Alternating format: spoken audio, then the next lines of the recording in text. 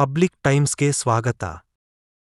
ಚಾಲಕ ನಿಯಂತ್ರಣ ತಪ್ಪಿ ಚರಂಡಿ ಕದ್ದಕಕ್ಕೆ ಬಿದ್ದ ಕಾರು, ಚಾಲಕನಿಗೆ ಗಾಯ. ಬಾಗಲಕೋಟೆ ಜಿಲ್ಲೆಯ ಇಳಕಲ್ದಕಂಟಿ ಸರ್ಕಲ್ದಿಂದ ಗೊರಬಾಳ ನಾಕ ಹೋಗುವ ರಸ್ತೆಯಲ್ಲಿ ಬರುವ ಡಾ ಬಿ.ಆರ್. ಅಂಬೇಡ್ಕರ್ ಸರ್ಕಲ್ ಹತ್ತಿರ ಚಾಲಕನ ನಿಯಂತ್ರಣ ತಪ್ಪಿ ಚರಂಡಿ ಕದ್ದಕಕ್ಕೆ ಬಿದ್ದ ಘಟನೆ ರವಿವಾರ ಮಧ್ಯಾಹ್ನ 3 ಗಂಟೆಯ ಸುಮಾರಿಗೆ ನಡೆದಿದೆ. ಚಾಲಕನ ಕೈಗೆ ಬಲವಾದ ಪೆಟ್ಟು ಬಿದ್ದ ಕಾರಣ ಸ್ಥಳೀಯ ಜನರು ಆಸ್ಪತ್ರೆಗೆ ದಾಖಲು ಮಾಡಿದ್ದಾರೆ. ರಸ್ತೆಯ ಪಕ್ಕ ಇರುವ ಡಂಬಿನಗಳ ಮೇಲೆ ಹಾಯ್ದು ಚರಂಡಿ ಕಂದಕಕ್ಕೆ ಬಿದ್ದಿದ್ದರಿಂದ ಗಾಡಿಯಲ್ಲಿನ 2 ಏರ್ ಬ್ಯಾಗ್ ಓಪನ್ ಆಗಿವೆ. ಸ್ಥಳಕ್ಕೆ ಪೊಲೀಸರು ಭೇಟಿ ನೀಡಿದ್ದಾರೆ.